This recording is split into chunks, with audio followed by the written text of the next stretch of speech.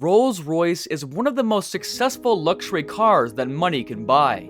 The brand is well known all over the world, thanks to its 130 plus dealerships spread across 40 plus nations.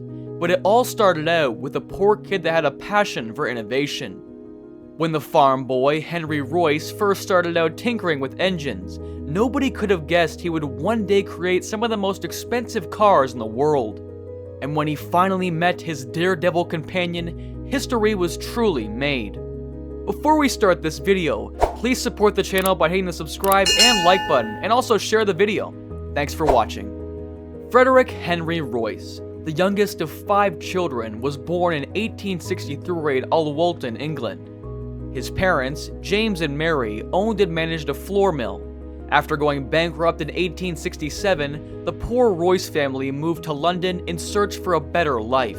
Henry, who was 4 at the time, already had his first job as a bird scarer on a nearby farm. After his father died in 1872, Henry began selling newspapers and delivering telegrams. Henry's childhood poverty had a profound impact on him. He began an apprenticeship with the Great Northern Railway Works as a young teenager. Despite his lack of formal education, Henry took advantage of any opportunity to further his education, studying algebra, French, and electrical engineering in his spare time. Henry worked briefly for a chill-making company in Leeds before moving on to the Electric Light and Power Company in London. He moved to Liverpool in 1882, where he continued to work for the Electric Light and Power Company. He founded a company with his engineer friend Ernest Claremont when he was 22 years old. They named it F.H. Royce and Company and worked tirelessly for the next few years to manufacture electrical components like doorbells and generators. The company continued to grow, and by 1894 they were also producing electric cranes. But Henry's interest started to take him somewhere else, and that somewhere else was automobiles. While Henry Royce plays a vital role in the Rolls-Royce story, we shouldn't forget the contribution of Charles Stuart Rolls. Born in 1877 in London's affluent Berkeley Square, Charles Rolls has studied mechanical engineering at Trinity College in Cambridge. After developing an early interest in engineering, Charles knew how to stand out. He earned the nickname Dirty Rolls due to his reputation for tinkering with engines. Charles began working on a steam yacht after graduating in 1898, and then at the London and Northwestern Railway. However, he was more interested in motoring, pioneering, and salesmanship. In 1903, he opened one of the first car dealerships in Britain with financial aid from his father. Now, let's get back to the story of Henry Royce. While running his company, Henry became increasingly interested in automobiles. In 1901, he decided to enhance a used 2-cylinder Colville car he had bought.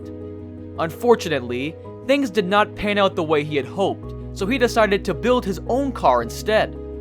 By the end of 1903, he had designed and built his first petrol engine. The following year, he drove his first Royce 10 HP motor car into town. His first car was a success, so he set out to build another one and another.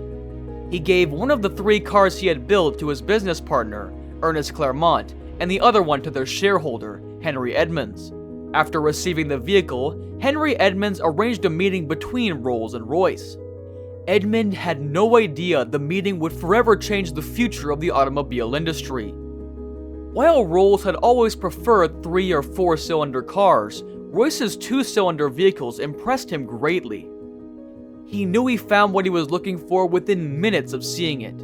He drove the vehicle and agreed on the spot to sell as many vehicles as Royce could build. While Henry Royce and Charles Rolls were brilliant independently, they made an excellent team together. The huge success of the cars led to the creation of the Rolls-Royce Company in 1906. Then came the launch of the 6-cylinder Silver Coast. Within a year, it was hailed as the best car in the world. For this success, they also had Charles' partner to thank.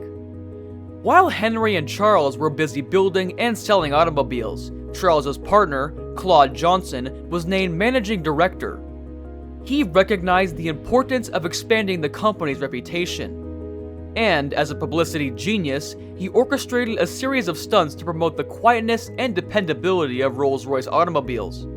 Of course, marketing alone will only get you so far, and both Henry and Charles dedicated themselves to delivering the best quality possible.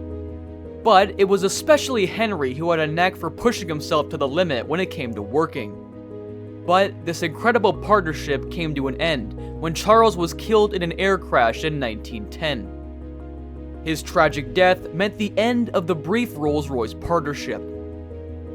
Henry was now on his own to carry on their legacy. Henry had an innate work ethic, and his innovative designs established Rolls-Royce's reputation to superior engineering and quality.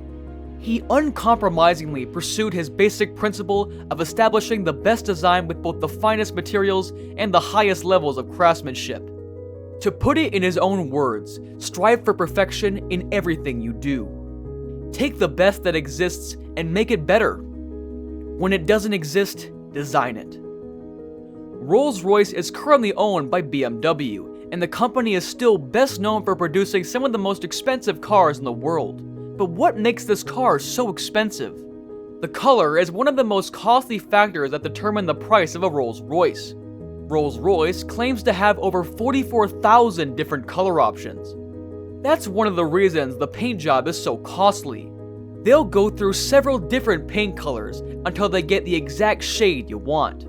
The more complicated your color selection, the higher the price you could expect for your Rolls-Royce. In addition to the endless color variations, Rolls-Royce customers can infuse their paint with the materials that create special effects. One particularly wealthy customer went a step further, requesting the addition of 1,000 diamonds. Rolls-Royce applies to a total of 23 coats of paint, including any special effects requested by the customer. Detailing is done by hand, and there's only one person at Rolls-Royce who draws with a brush. The detailing is done according to the customer's specifications, but if the customer wants to make changes to the detailing, Rolls-Royce staff travels to the customer's location and completes the work. The Rolls-Royce has 300-pound soundproofing to reduce outside noise. The luxury car uses spatial foam-filled tires to reduce road noise. These spatially designed tires reduce road noise by 9 decibels. This increases the level of comfort in the vehicle. The dashboard designs are also customized to the needs of the customer. It is done in the manner of an art gallery, by gathering the artistic content the customer requires. The interior of the Royce is given a premium appearance, thanks to this specialized custom design. Starlight headlights are one of Rolls-Royce's main highlights.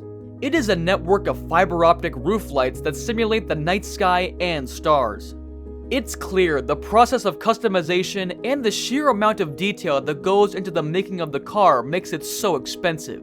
It's clear that Rolls-Royce sells you their service and brand name. So, now it's your turn to tell me what you think. Are you a fan of Rolls-Royce? Would you buy a Rolls-Royce? And what's your dream car? Let us know in the comments section.